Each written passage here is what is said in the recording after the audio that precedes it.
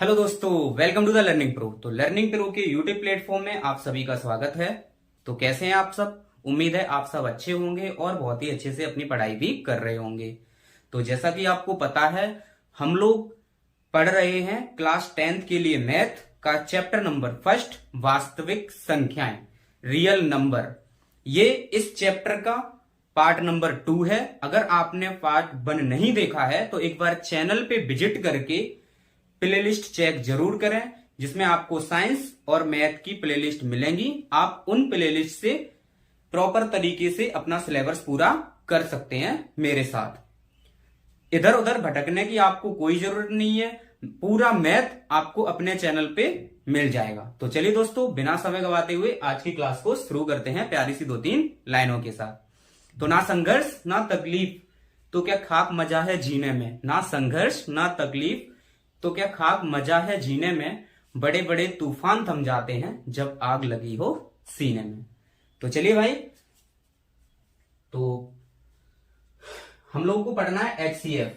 HCF क्या होता है? Highest common factor. HCF means होता है हाईएस्ट कॉमन फैक्टर, महत्तम समापवर्तक इसे हिंदी में कहते हैं। ये होता क्या है, इसकी डेफिनेशन क्या है? तो एचसीएफ वह बड़ी से बड़ी संख्या, एचसीएफ की डेफिनेशन क्या है? वह बड़ी से बड़ी संख्या जो दी हुई संख्याओं को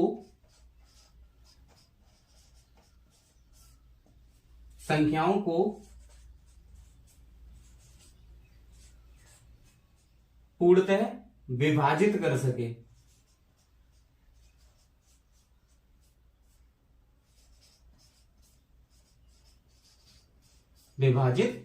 कर सके। एचसीएफ वह बड़ी से बड़ी संख्या होती है जो दी हुई संख्याओं को पूर्णतः विभाजित कर सके।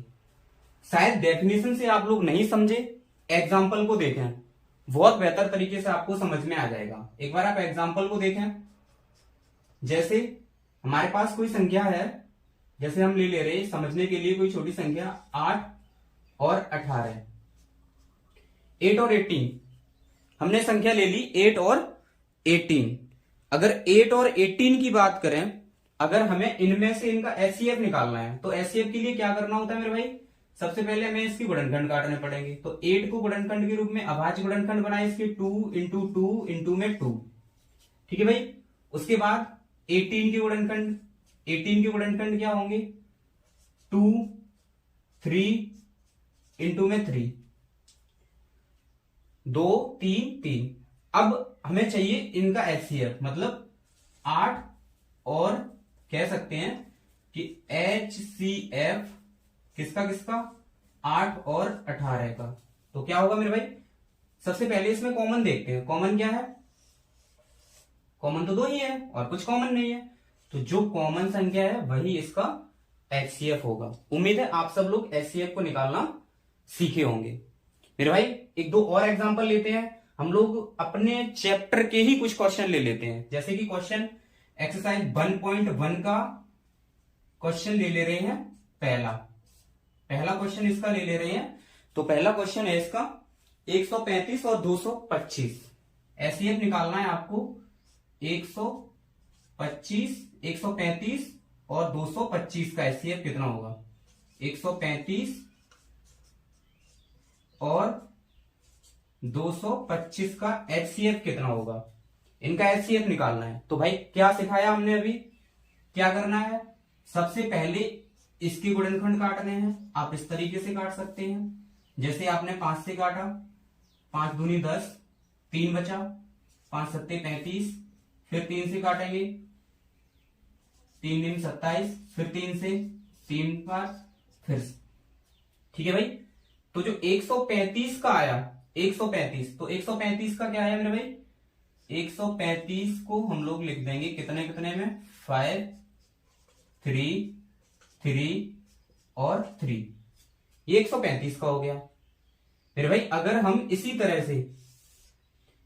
से 225 को काटें तो 225 को क्या मिलेगा?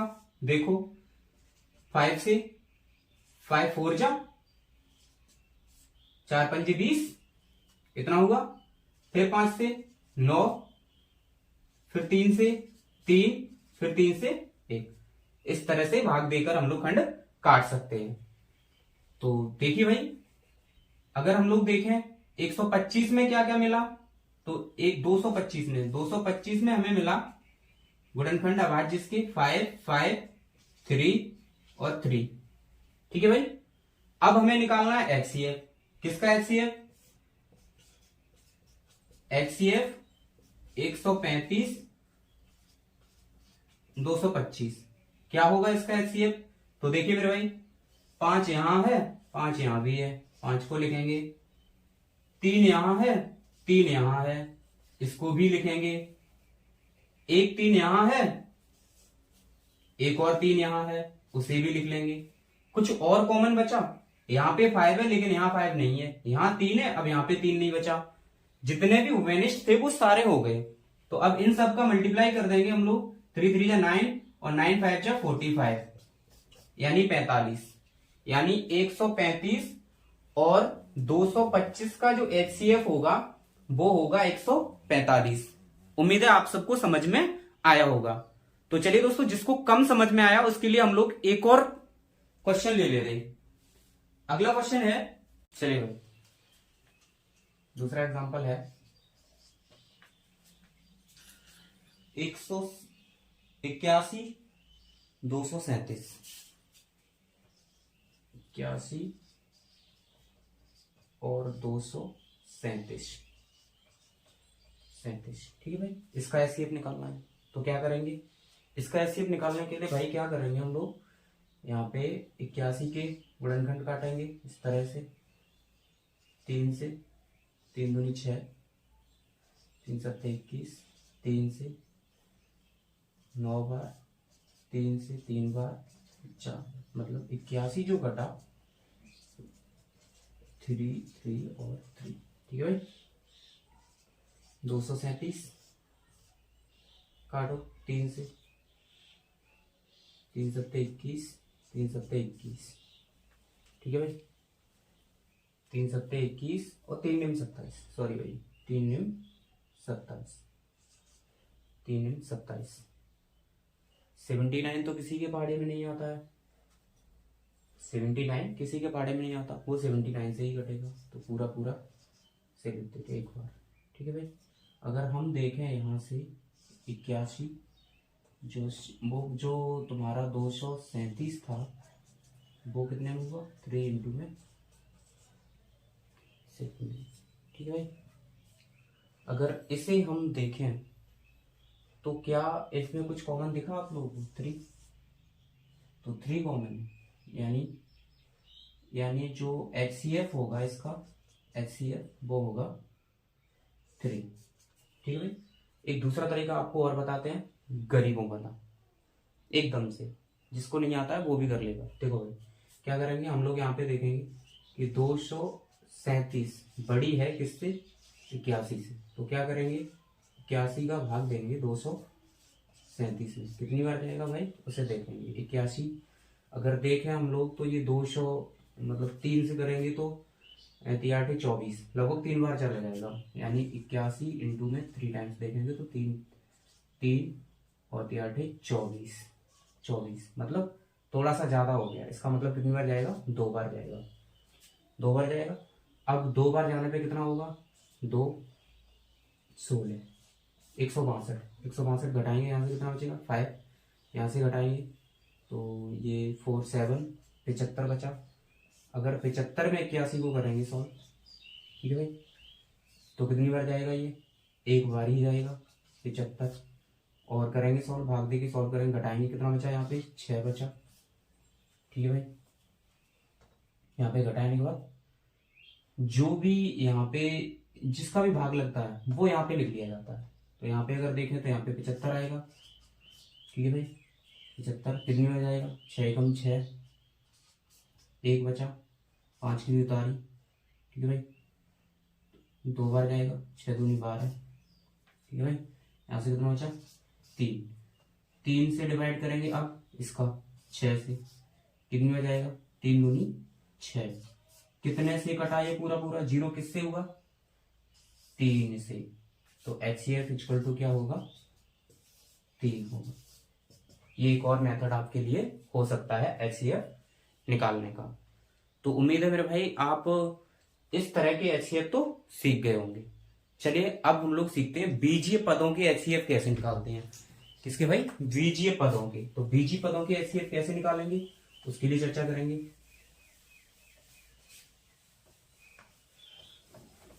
बीजीय पदों के HCF।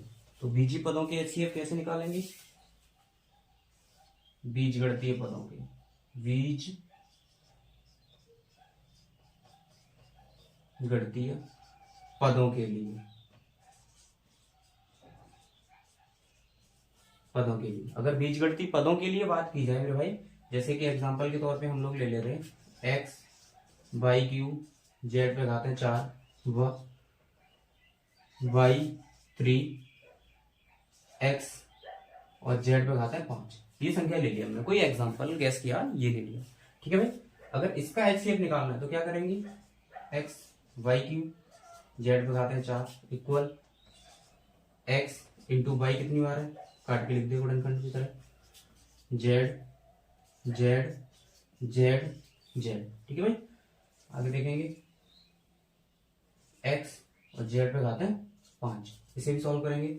Y into Y into Y X into Z into Z into Z into में जेड। ठीक है भाई। 5 टाइम्स है, 5 बार है तो 5 बार लिख देंगे। देखो भाई क्या कॉमन है इसमें, अगर HCF देखें तो कॉमन देखना पड़ेगा। तो HCF क्या है?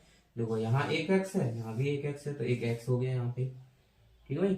यहाँ पे वाई, यहाँ पे वाई, वाई 3 वाई है, तो यानी वाई वाई और वाई। ठीक है भाई।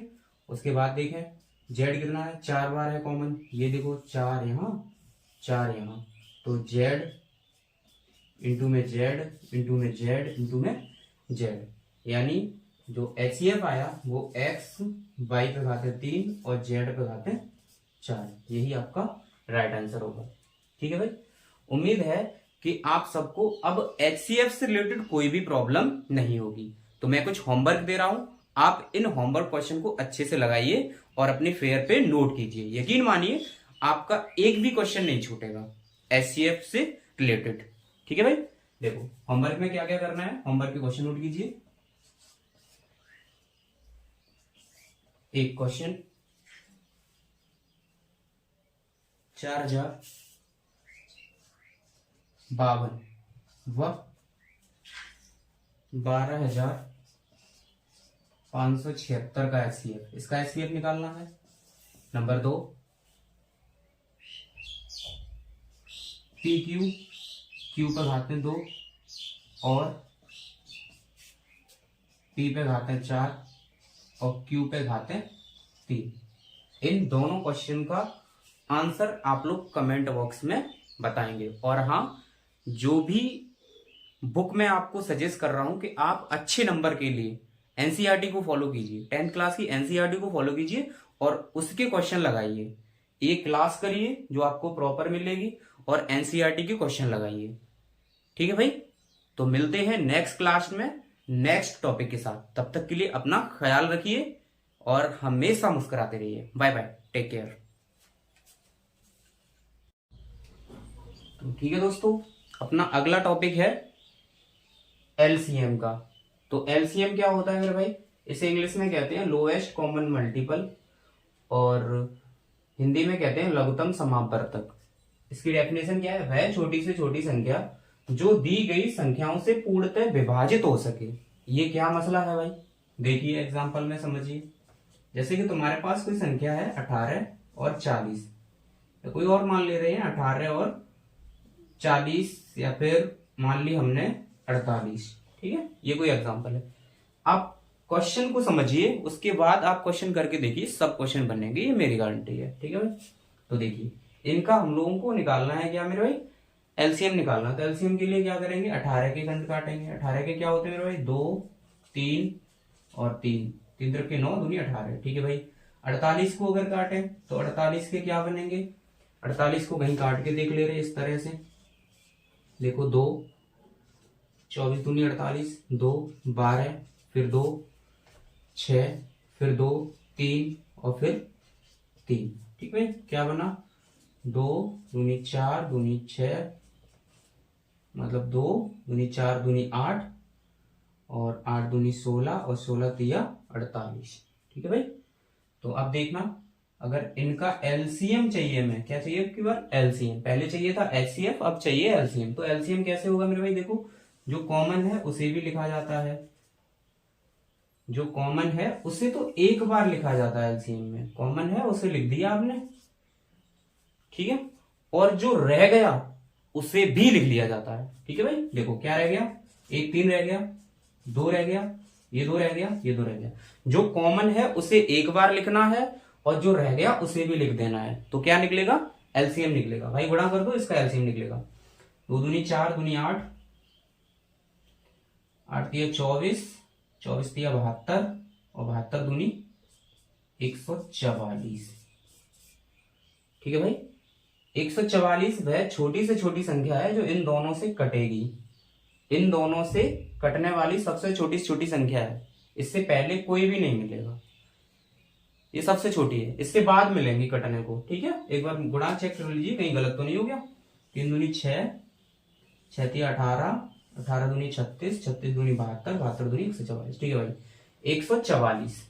ठीक है भाई, उम्मीद है कि आप लोग एचसीएफ वो एलसीएम को भी ठीक से समझ गए होंगे। तो एक बार बीजी पदों का एचसीएफ भी देख लीजिए, बीजी पदों का एचसीएफ कैसे, वो एलसीएम कैसे निकलता है।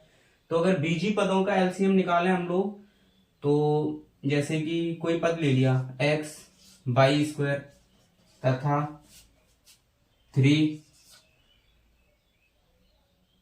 y और z। अब हमें इसका एलसीएम निकालना है, एलसीएम। तो एलसीएम क्या होगा मेरे भाई, कॉमन वाला देखो, ऐसे ही देख लो, जो कॉमन है उसे एक बार, इसमें से देखो कॉमन क्या है, बाई स्क्वायर, यहाँ कॉमन है, यहाँ पे बाई क्या था 4 है। अगर करना चाहो तो पहले से तोड़ लो, जैसे इसे तोड़ा हमने इंटू बाई में, इसे तोड़ा हमने 3 into by into by into by into में बाई, और यहाँ पे आया जेड। ठीक है भाई, तो यहां से देखेंगे, इसमें अब दोनों में देखेंगे कॉमन क्या है। ठीक है भाई, दोनों में कॉमन क्या है, उससे निकलेगा क्या एलसीएम। तो कॉमन क्या है, एक्स तो है नहीं, बाई कॉमन है, 2 बार बाई कॉमन है, तो यानी 2 बार की बाई लिख ली, और कुछ कॉमन है ही नहीं। तो एलसीएम में क्या सीखा था हम लोगों ने, जो कॉमन है उसे लिख लो एक बार और बाकी उसे हटा दो। लिखने के बाद मतलब फेर पे नहीं हटाना, समझाने के लिए हटा रहे। ठीक है, और उसके बाद जो बचा हुआ है उस पूरे को भी लिख दो। ठीक है भाई, तो इसका एलसीएम क्या हुआ, एलसीएम क्या हुआ, देखो 3x बाई पे घात है 4 और 6, ये हुआ इसका एलसीएम। तो उम्मीद है मेरे भाई एलसीएम और एचसीएफ अच्छे से क्लियर हो गए होंगे। ठीक है भाई, तो आज की क्लास को यहीं तक रखते हैं, नेक्स्ट क्लास में मिलेंगे नए टॉपिक के साथ। तब तक अपना ख्याल रखिए, बाय बाय, टेक केयर।